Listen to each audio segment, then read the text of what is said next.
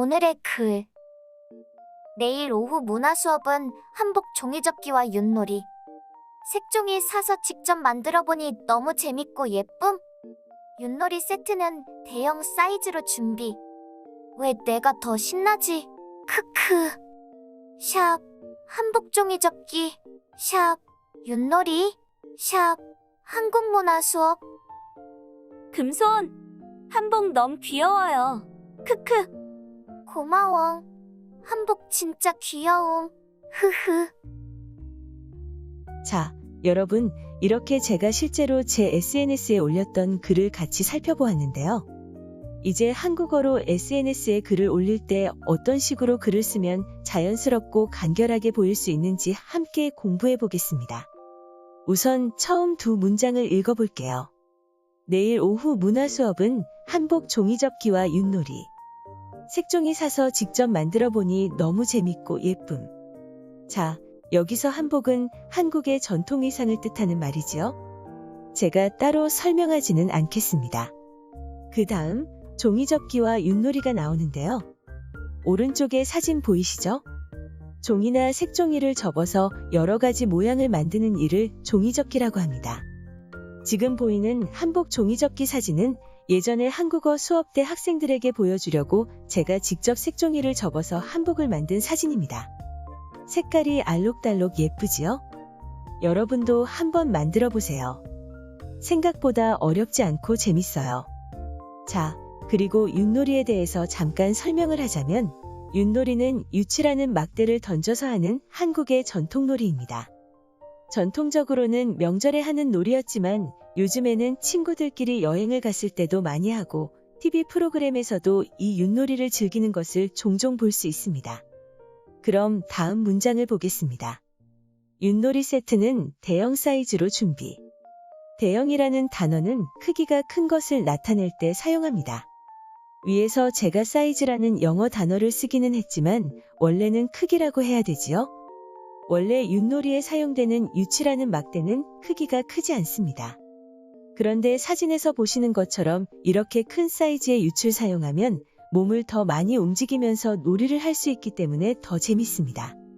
실제로 제가 대형 윷놀이를 학생들과 했을 때 학생들이 정말 재밌어 했고 반응이 좋아서 다른 반에서도 이 대형 사이즈 유치를 빌려서 놀이를 했던 적이 있습니다. 그 다음 읽어볼게요. 왜 내가 더 신나지? 크크. 자, 여기서는 문장 끝에 크크가 온 것을 볼 수 있습니다.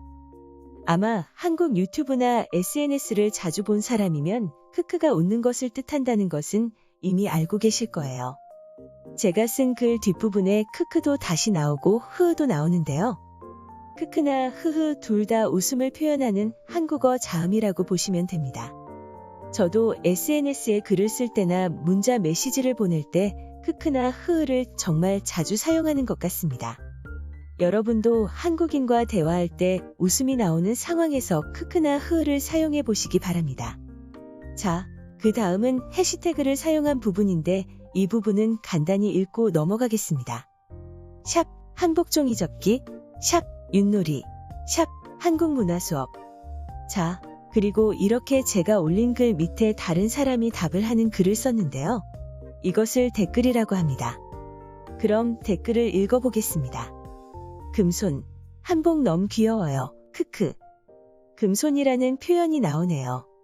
사실 금손은 요즘 특히 더 많이 사용되고 있는데요. 금과 손이 합쳐진 단어이고 손재주가 뛰어난 사람, 뭔가를 잘 만드는 사람을 뜻하는 말입니다. 이 댓글은 친한 동생이 제가 만든 종이 한복을 보고 금손이라고 칭찬해 준 것입니다. 그리고 여기 보시면 넘이 나오는데 넘은 너무를 줄여서 쓴 말입니다. 보통 이렇게 줄여서 쓴 표현은 문자나 SNS 글에서 많이 볼 수 있고 주로 젊은 사람들이 많이 사용합니다. 그리고 이 댓글 밑에 제가 다시 댓글을 달았는데 같이 보시면 고마워. 한복 진짜 귀여움. 흐흐. 라고 되어 있죠? 여기 보시는 것처럼 제가 고마워라고 쓰지 않고 고마움으로 썼는데요.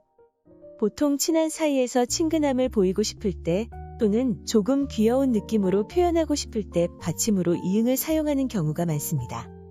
예를 들어 뭐해 대신에 뭐행이라고 쓰거나 잘 자요 대신에 잘 자용이라고 쓰는 것이지요.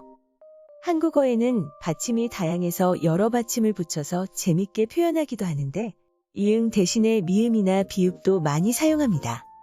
가장 흔한 예를 말씀드리자면 네라고 대답하는 대신에 냉, 냄, 넵 등을 사용하기도 하는데요. 냉은 귀여운 느낌, 냄은 조금 가벼운 느낌, 넵이라고 하면 좀 더 의욕적이고 열심히 하려고 하는 느낌을 주기 때문에 상황에 따라 다르게 사용한다고 할 수 있습니다. 자, 그리고 지금부터는 제가 쓴 글에서 여러분이 가장 중요하게 기억해야 할 부분을 알려드리겠습니다. 바로 문장 끝을 예쁘다, 예뻐요, 귀여워, 귀엽다, 귀여워요 등으로 끝내지 않고 예쁨, 귀여움과 같이 미음이나 음을 붙여서 끝내는 것입니다. 이렇게 명사처럼 끝내면 문장을 좀 더 짧게 줄일 수 있고 간결해 보입니다. 보통 우리가 SNS에 글을 올릴 때는 문장을 길게 쓰는 것보다는 짧게 줄여서 간단하게 표현하고자 하는 경우가 많잖아요. 그래서 이럴 때 한국인들은 씁니다, 한다 등으로 끝내는 대신에 미음이나 음을 붙여서 끝낸다는 것을 기억해 주시기 바랍니다. 그리고 윷놀이 세트는 대형 사이즈로 준비라는 문장에서처럼 아예 준비라는 명사 단어로 문장을 끝낼 수도 있습니다. 이것도 함께 알아두세요. 물론 SNS라고 해도 모든 경우에 다 이런 형태로 문장을 쓰는 것은 아니고 일기처럼 쓰면서도 간결하게 표현하고 싶을 때는 이렇게 쓰시면 됩니다.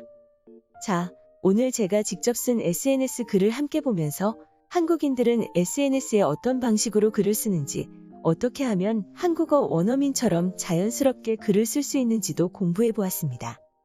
그럼 저는 다음 시간에 새로운 글과 함께 찾아오겠습니다. 감사합니다.